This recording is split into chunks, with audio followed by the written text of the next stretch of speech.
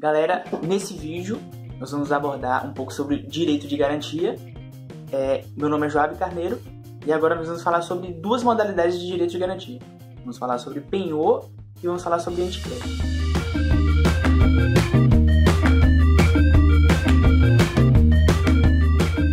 Vale salientar que o Código Civil ele abrange 3 modalidades de direito de garantia. Além das que vamos abordar aqui hoje, existe também a hipoteca. Entrando um pouco na parte introdutória do direito de garantia, nós temos que salientar, assim como fala o caput do artigo 1419, que o direito de garantia está intimamente ligado ao direito obrigacional, sendo subordinado ao cumprimento da obrigação relacionada ao tema, certo?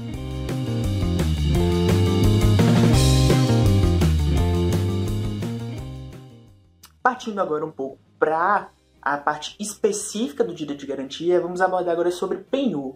E em seu conceito, trazendo a concepção do treinador Flávio Tartucci, ele nos identifica como a transferência da efetiva posse do devedor para com o credor. Essa posse é de um bem móvel em regra. Em regra por quê? Porque posteriormente nós vamos estudar e vamos verificar que existe a possibilidade de penhor de bens relacionados à indústria, mercadorias e veículos. Existe um exemplo muito clássico para evidenciar o que é de fato esse penhor.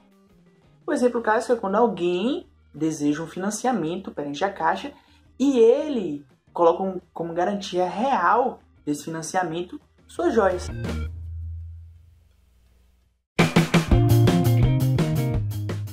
Tendo visto o exposto, é necessária também a distinção entre penhor e penhora.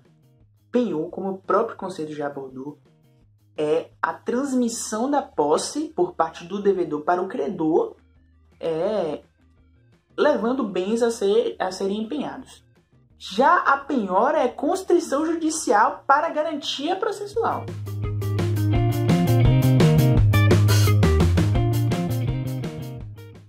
Então, meu nome é Yuri, agora eu vou dar continuidade, mais precisamente agora empreendendo a parte das características, e a gente pode observar 3 diferentes características em relação a esse instituto do penhor, né?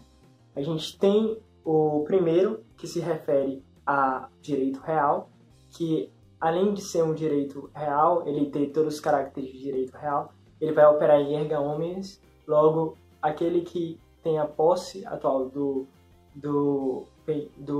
bem ou da coisa que está empenhada, ele pode fazer uso de outros instrumentos, como exemplo, até ações possessórias.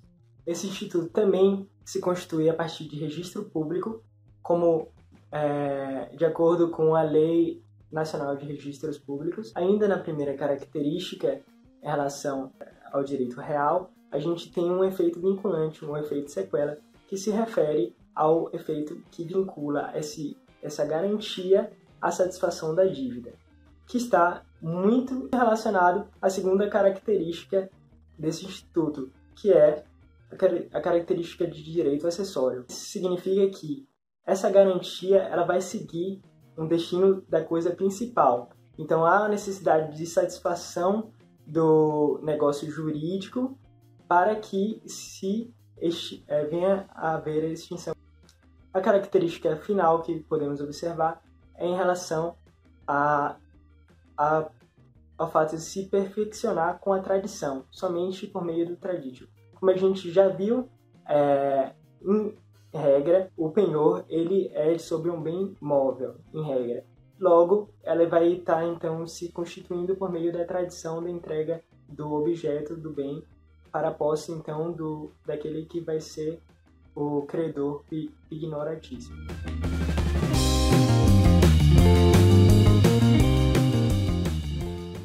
O credor ignoratíssimo, então, nada mais é do que aquele que vai ter a posse sobre a coisa que está empenhada. Tem essa função de satisfazer o negócio jurídico principal, né? A coisa principal. E já o devedor vai ser aquele que vai ter a obrigação de satisfazer a coisa primária e, paralelamente, ele tem a propriedade, contudo, ele não tem mais a posse desse bem que está empenhado.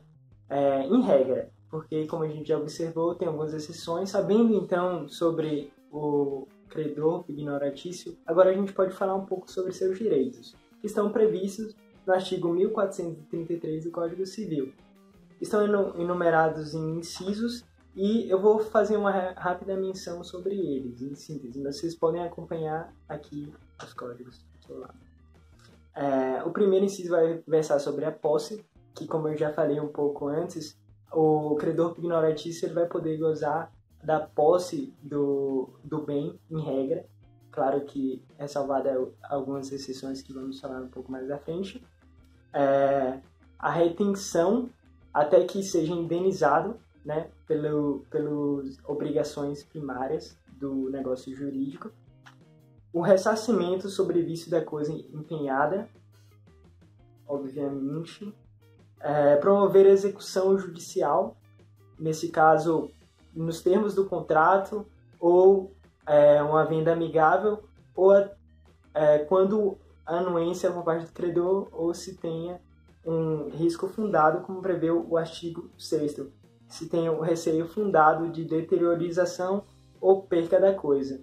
Dessa maneira, também seria permissível a venda do bem ou da coisa empenhada.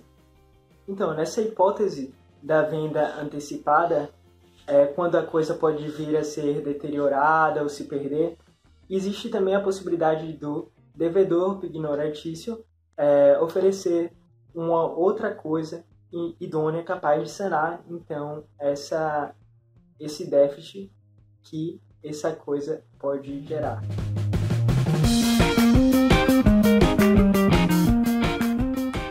Seguindo na exposição de penhor, vamos falar agora sobre espécies de penhor. Temos a espécie do penhor legal, temos o penhor convencional comum e temos também como espécie o penhor convencional especial. Como penhor legal, entendemos aquele em que os credores ignoratícios são sem convenção e por força automática de lei. Como penhor constitutivo comum, temos aquele exemplo que eu dei no início do trabalho, em que fala da pessoa que entrega suas joias como garantia para um financiamento na Caixa Econômica Federal. Seguindo também naquilo que o Código aborda sobre o penhor constitutivo especial, a partir do artigo 1438, nós temos o penhor rural. A priori, a gente tem que destacar que o penhor constitutivo especial ele se caracteriza justamente por fugir daquela regra que eu falei no início do trabalho, sobre ser relacionados a bens móveis. O penhor rural ele se subdivide em duas subclasses. Nós temos o penhor agrícola e temos o penhor pecuário. O penhor agrícola, segundo o Código, no seu artigo 1442, ele lista lá alguns bens que estão disponíveis. Ele fala lá como máquinas agrícolas, entre outros bens que vocês podem verificar aqui.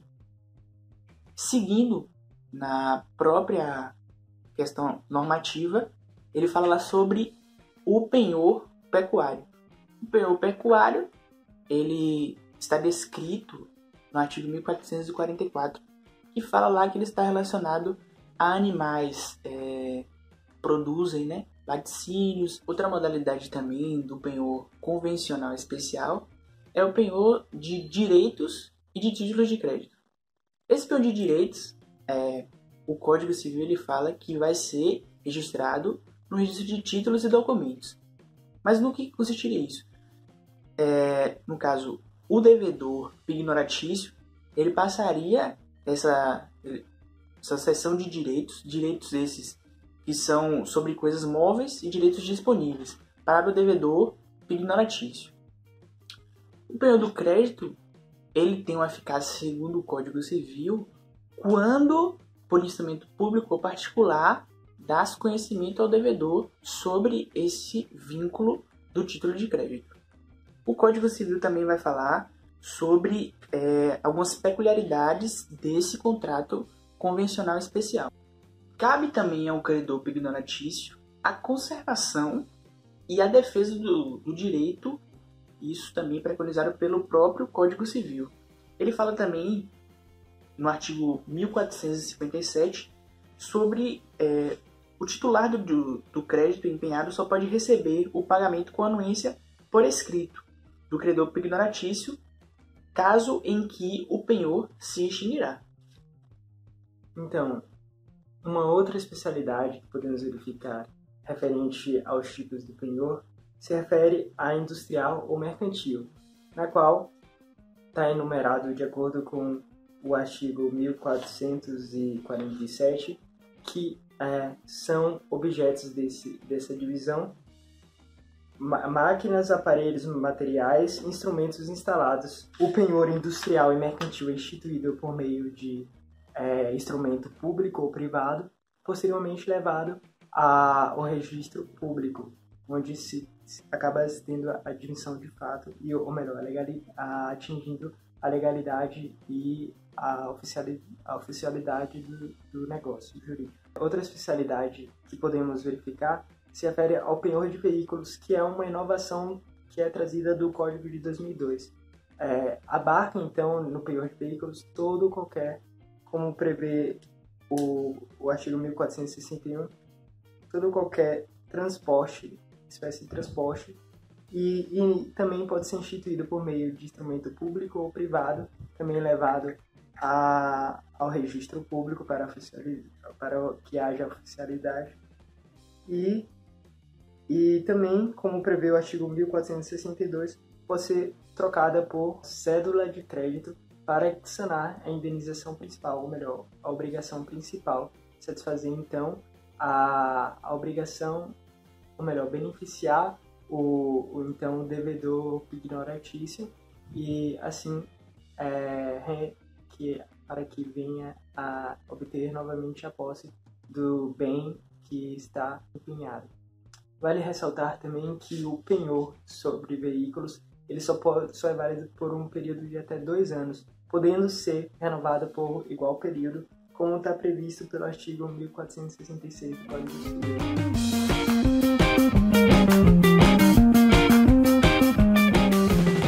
Por fim, vamos abordar sobre um outro direito de garantia, chamado de anticrédito. Ele está preconizado no Código Civil, no artigo 1506. Cogitou-se até a possibilidade de retirá-lo do Código Civil, por não ser um direito de garantia tão usual aqui no Brasil. Esse direito de garantia ele tem semelhanças com os outros direitos de garantia em relação ao penhor, porque, como no penhor, ele transmite a efetiva posse para o credor. E relacionado à hipoteca, porque é submetido a bens imóveis. Diante disso, temos 2 figuras que temos que trazer à tona. Tanto o credor anticrético e o devedor anticrético. Essas 2 figuras, claro, como nos outros direitos de garantias, o devedor anticrético ele é aquele que transmite a posse para o credor anticrético. E, tendo em vista isso, a definição trazida por Flávio Tartucci é a de que o devedor anticrético transmite a posse para o credor anticrético, e esse credor anticrético, além da posse do bem, ele retira frutos e rendimentos para a compensação da dívida. Esses frutos e rendimentos, o Código Civil vai regulamentar isso. Ele fala que deve ser anualmente apresentado pelo credor anticrético.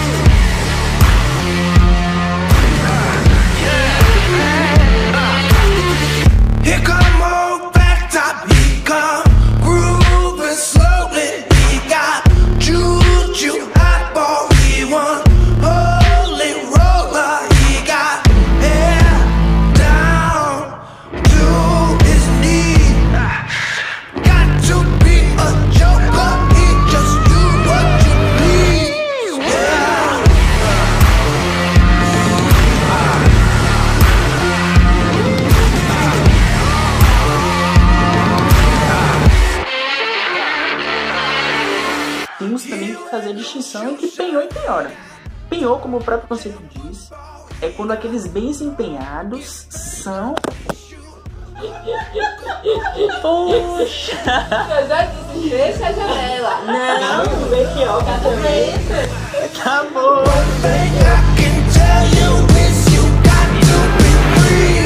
Come together right now over me.